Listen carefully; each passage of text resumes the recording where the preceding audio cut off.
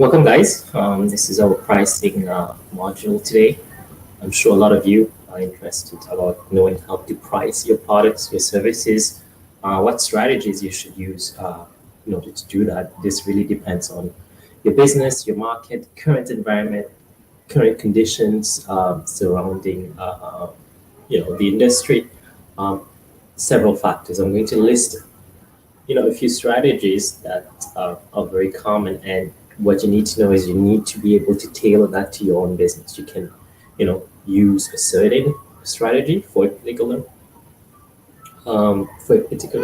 method, for a particular product, or service, and a different pricing strategy for another method. Okay, so I'm just going to go through, first, you always have to do your costing exercise, right? So that's the reason for that is because you need to know whether when you're pricing your product, whether you're going to make a profit or not. So make sure you look at your costing methods and you're able to figure out your costs versus your prices to make sure that you have enough of a contribution for your company. Okay, so how do you price your product?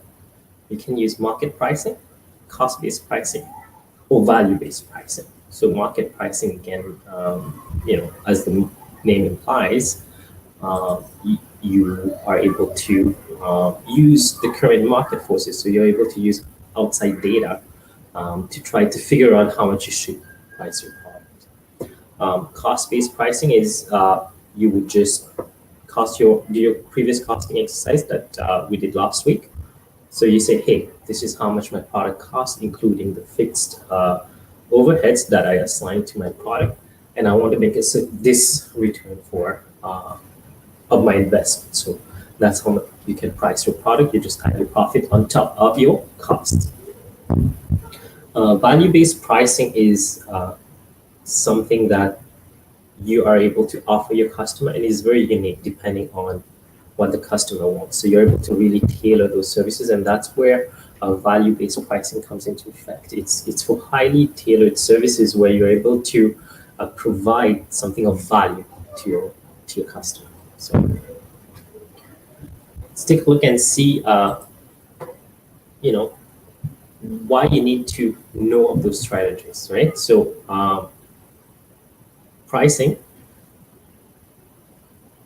you have to be able to know that you're charging the right price, right? What is your competitor charging?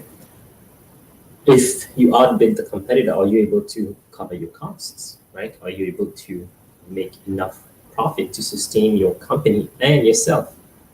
You have to be able to take something out of the company to sustain yourself, your family, whatever the case is. So cost-plus pricing is very common because it's the easiest way, right? You don't have to use a lot of data. You just have how much it costs you to produce, and you just charge your markup, and that's your product, the price for your product. Value-based pricing, again, is based on perceived value of your customers. So you have to build your offer and your price based on what the customer will see in the final product or service that you're offering. So cost plus pricing. So again, how you would do that? Cost the product. Last week's exercise. Do the costing. Add your margin. So again, what are the main ingredients for that pricing method? The variable costs, your absorption rate for your fixed costs. You would assign a reasonable rate for administrative costs. So if you're not able to assign a certain measure of a particular cost to a product, you would just use an arbitrary rate. For example, for administrative costs, you say for every product you can assign $5 of admins based on previous performance or competitor costing methods. So you're able to do that. Plus, you would add your profit margin. Whenever you're doing your costing, not sure if I mentioned it last week, because you have an absorption rate, it's very important for you to be able to estimate your demand, how much you're going to be able to sell this year, what's your capacity, and how much can you sell, right? Because this is very important. Your absorption rate will depend on that, right? Because if your volume, you don't calculate your volume well, then your absorption rate will be incorrect. Also, when should you do that? When you're quoting your customer, you're setting your selling price for your product, or you're just researching and doing some competitor analysis. My LinkedIn feed is broken.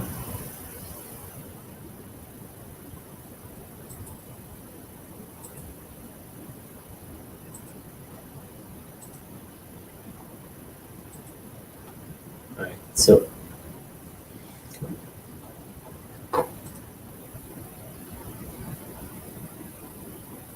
when would you use market pricing?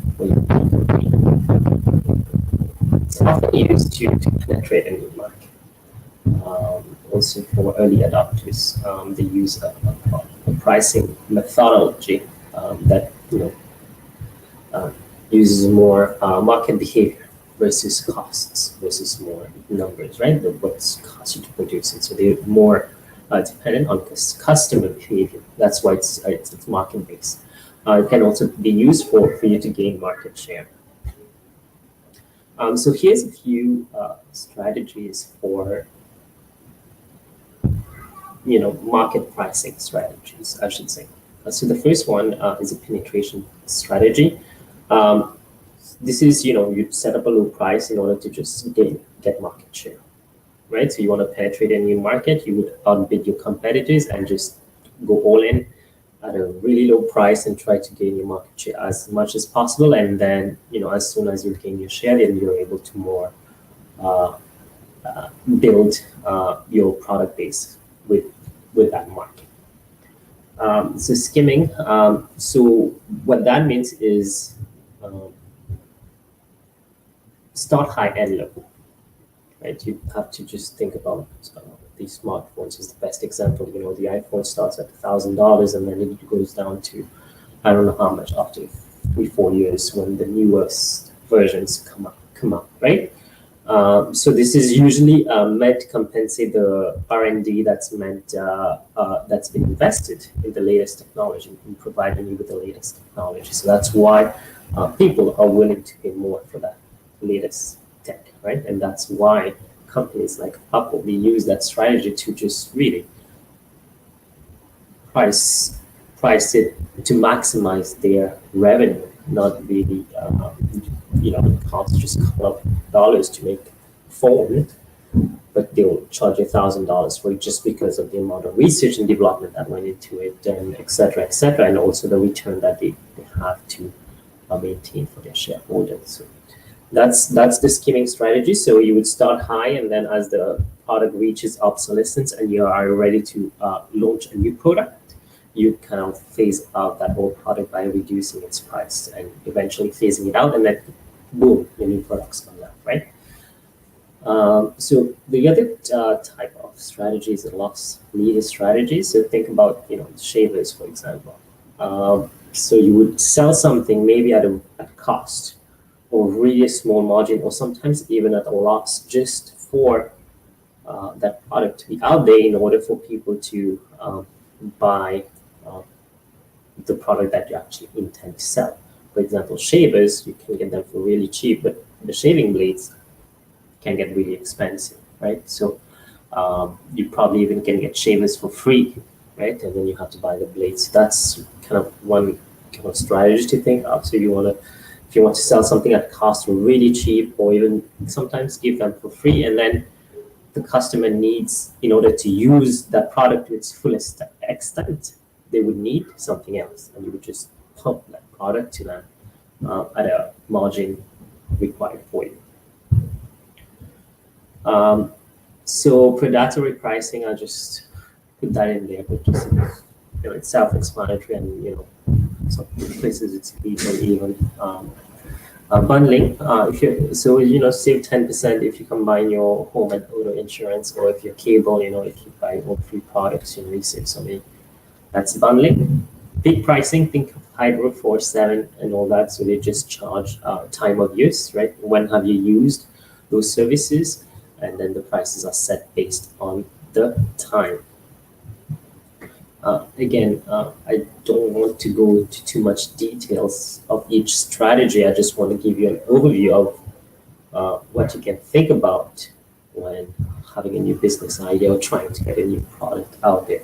If you have more questions, want to get in more details, more calculation, of course, you can search more about those type of strategies and what else is needed in order to effectively implement such strategies.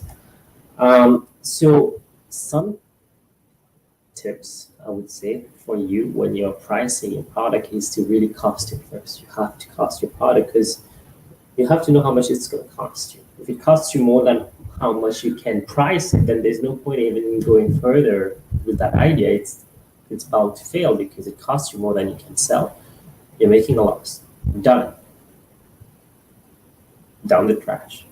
Right? So to think about that. So cost your product, think about how much it's going to cost. Eventually, if cost eventually can decrease with volume, then you can, it's launch with a loss at the beginning, but you have to have a plan. You have to have a budget as what you expect to happen eventually.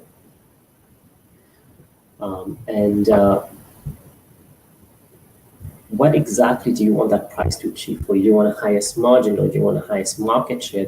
What exactly do you want it to enter a specific niche? All those have to be taken into consideration when deciding on a strategy.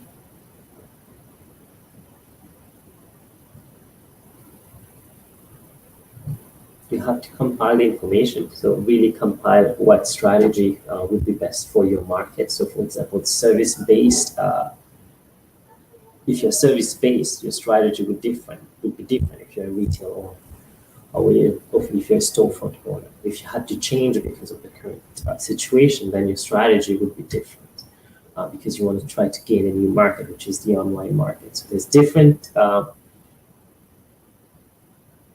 things that you need to look for, and no one can tell you that except yourself. And you looking at your business and saying, hey, what's happening? What can be done better? What strategy can you implement in order to be able to get more customers, more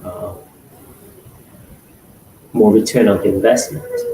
So just think about that. So analyze, interpret, and improve. So again, analyze the information. So again, you need to be smart about where you get your information. You get it quickly, make informed decisions, interpret it, and improve your performance.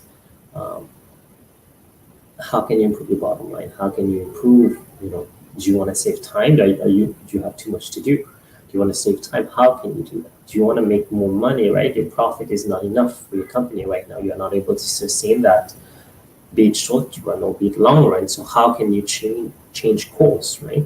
How can you make different decisions? You have to be forward thinking. You have to be proactive in trying to understand those factors in your business in order to get them where they need to be. So really pricing, there's not much more to say. So the session is really going to be done soon. If you have any questions regarding your strategies and all that, you can always comment. You have my website information. Please get in touch with us. So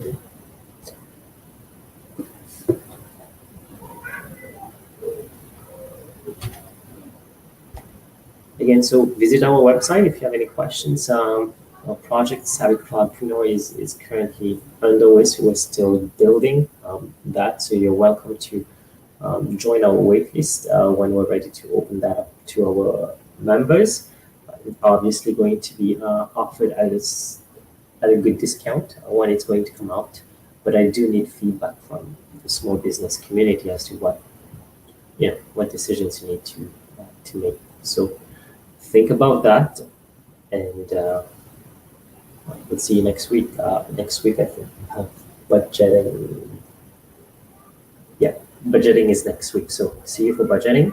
Budgeting is really how to create a budget instead of your financial statements in the past, we're going to create financial statements for the future based on the information that on your past performance and your current analysis of what the future holds for your business. So how it's going to grow and all that, and we just punch that in, a few numbers, and boom, budget's done.